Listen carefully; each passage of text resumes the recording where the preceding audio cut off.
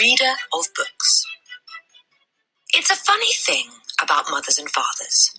Even when their own child is the most disgusting little blister you could ever imagine, they still think that he or she is wonderful. Some parents go further. They become so blinded by adoration they manage to convince themselves their child has qualities of genius. Well, there is nothing very wrong with all this. It's the way of the world. It is only when the parents begin telling us about the brilliance of their own revolting offspring that we start shouting, "Bring us a basin, we're going to be sick." School teachers suffer a good deal from having to listen to this sort of twaddle from proud parents, but they usually get their own back when the time comes to write the end-of-term reports. If I were a teacher, I would cook up some real scorchers for the children of doting parents. "Your son, Maximilian," I would write, "is a total washout. I hope you have a family business you can push him into when he leaves school, because he sure as heck won't get a job anywhere else." Or, if I were feeling lyrical that day, I might write, "It is a curious truth that grasshoppers have their hearing organs in the sides of their abdomen. Your daughter Vanessa, judging by what she's learned this term, has no hearing organs at all." I might even delve deeper into natural history and say, "The periodical cicada spends 6 years as a grub underground, and no more than 6 days as a free creature of sunlight and air. Your son Wilfred has spent 6 years as a grub in this school, and we are still waiting for him to emerge from the chrysalis." A particularly poisonous little girl might sting me into saying, "Fiona has the same glacial beauty as an iceberg, but unlike the iceberg, she has absolutely nothing below the surface." I think I might enjoy writing end-of-term reports for the stinkers in my class. But enough of that, we have to get on. Occasionally, one comes across parents who take the opposite line, who show no interest at all in their children, and these, of course, are far worse than the doting ones. Mr. and Mrs. Wormwood were two such parents. They had a son called Michael and a daughter called Matilda, and the parents looked upon Matilda in particular as nothing more than a scab. A scab is something you have to put up with until the time comes when you can pick it off and flick it away. Mr. and Mrs. Wormwood looked forward enormously to the time when they could pick their little daughter off and flick her away, preferably into the next county or even further than that. It is bad enough when parents treat ordinary children as though they were scabs and bunions, but it becomes somehow a lot worse when the child in question is extraordinary. And by that, I mean sensitive and brilliant. Matilda was both of these things, but above all, she was brilliant. Her mind was so nimble, and she was so quick to learn that her ability should have been obvious even to the most half-witted of parents. But Mr. and Mrs. Wormwood were both so gormless and so wrapped up in their own silly little lives that they failed to notice anything unusual about their daughter. To tell the truth, I doubt they would have noticed if she'd crawled into the house with a broken leg. Matilda's brother Michael was a perfectly normal boy, but the sister, as I said, was something to make your eyes pop. By the age of 1.5, her speech was perfect, and she knew as many words as most grown-ups. The parents, instead of applauding her, called her a noisy chatterbox and told her sharply that small girls should be seen and not heard.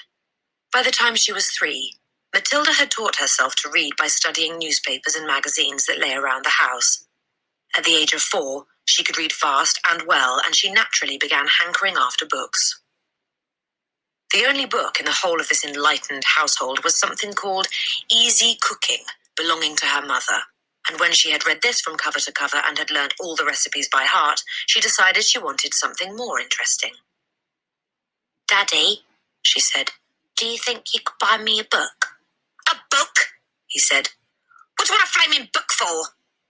"To read, Daddy." "What's wrong with the telly, for heaven's sake? We've got a lovely telly with a 12-inch screen, and now you come asking for a book? You're getting spoilt, my girl."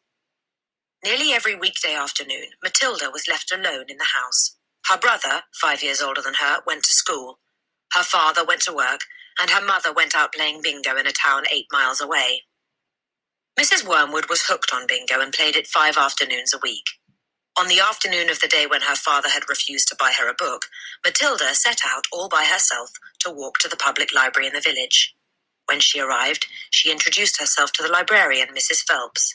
She asked if she might sit a while and read a book. Mrs. Phelps, slightly taken aback at the arrival of such a tiny girl unaccompanied by a parent, nevertheless told her she was very welcome. "Where are the children's books, please?" Matilda asked. "They're over there on those lower shelves," Mrs. Phelps told her. "Would you like me to help you find a nice one with lots of pictures in it?" "No, thank you," Matilda said. "I'm sure I can manage." From then on, every afternoon, as soon as her mother had left for bingo, Matilda would toddle down to the library. The walk took only 10 minutes, and this allowed her 2 glorious hours sitting quietly by herself in a cozy corner, devouring one book after another.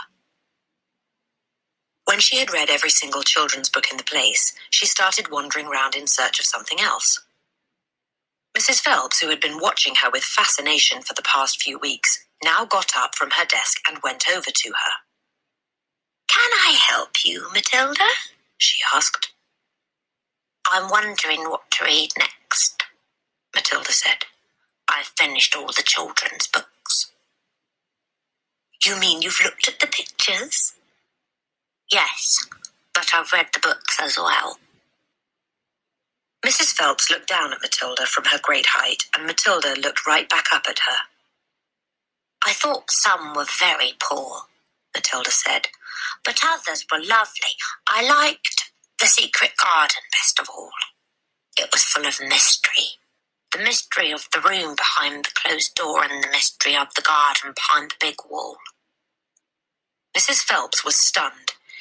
"Exactly how old are you, Matilda?" she asked. 4 years and 3 months, Matilda said.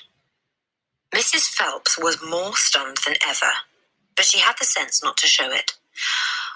"What sort of a book would you like to read next?" she asked. Matilda said, "I would like a really good one that grown-ups read, a famous one. I don't know any names." Mrs. Phelps looked along the shelves, taking her time. She didn't quite know what to bring out. How, she asked herself, does one choose a famous grown-up book for a 4-year-old girl? Her first thought was to pick a young teenager's romance of the kind that is written for 15-year-old schoolgirls. But for some reason, she found herself instinctively walking past that particular shelf. "Try this," she said at last. "It's very famous and very good. If it's too long for you, just let me know, and I'll find something shorter and a bit easier." "Great Expectations," Matilda read, "by Charles Dickens. I'd love to try it." "I must be mad," Mrs. Phelps told herself. But to Matilda she said, "Of course you may try it." Over the next few afternoons, Mrs. Phelps could hardly take her eyes from the small girl sitting for hour after hour in the big armchair at the far end of the room with the book on her lap. It was necessary to rest it on the lap because it was too heavy for her to hold up, which meant she had to sit leaning forward in order to read.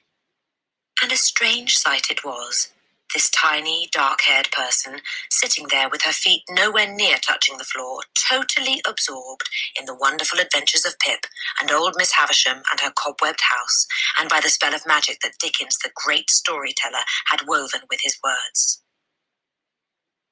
The only movement from the reader was the lifting of the hand every now and then to turn over a page. And Mrs. Phelps always felt sad when the time came for her to cross the floor and say, "It's 10 to 5, Matilda." During the first week of Matilda's visits, Mrs. Phelps had said to her, "Does your mother walk you down here every day and then take you home?" "My mother goes to Aylesbury every afternoon to play bingo," Matilda had said. "She doesn't know I come here." "But that's surely not right," Mrs. Phelps said. "I think you'd better ask her." "I'd rather not," Matilda said. "She doesn't encourage reading books, nor does my father." "But what do they expect you to do every afternoon in an empty house? Just mooch around and watch the telly?" "I see. She doesn't really care what I do." Matilda said, a little sadly. Mrs. Phelps was concerned about the child's safety on the walk through the fairly busy village high street and the crossing of the road, but she decided not to interfere. Within a week, Matilda had finished Great Expectations, which in that edition contained 411 pages. "I loved it," she said to Mrs. Phelps. "Has Mr. Dickens written any others?"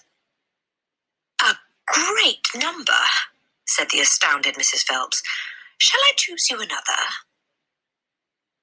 Over the next 6 months, under Mrs. Phelps's watchful and compassionate eye, Matilda read the following books: Nicholas Nickleby by Charles Dickens, Oliver Twist by Charles Dickens, Jane Eyre by Charlotte Bronte, Pride and Prejudice by Jane Austen, Tess of the D'Urbervilles by Thomas Hardy, Gone to Earth by Mary Webb, Kim by Rudyard Kipling, The Invisible Man by H.G. Wells, The Old Man and the Sea by Ernest Hemingway, The Sound and the Fury by William Faulkner, The Grapes of Wrath by John Steinbeck, The Good Companions by J.B. Priestley, Brighton Rock by Graham Greene, Animal Farm by George Orwell.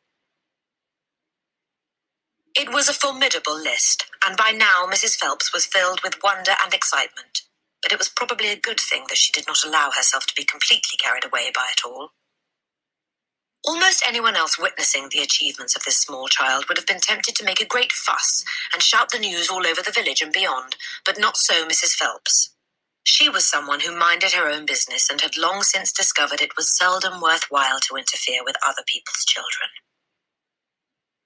"Mr. Hemingway says a lot of things I don't understand," Matilda said to her, "especially about men and women. But I loved it all the same.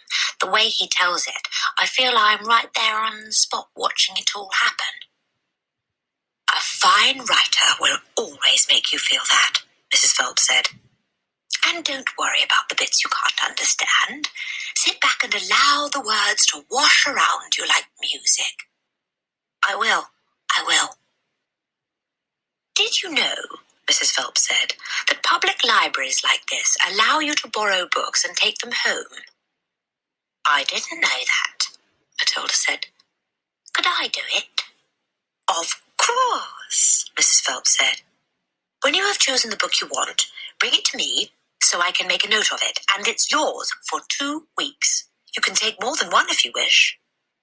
From then on, Matilda would visit the library only once a week in order to take out new books and return the old ones. Her own small bedroom now became her reading room, and there she would sit and read most afternoons, often with a mug of hot chocolate beside her.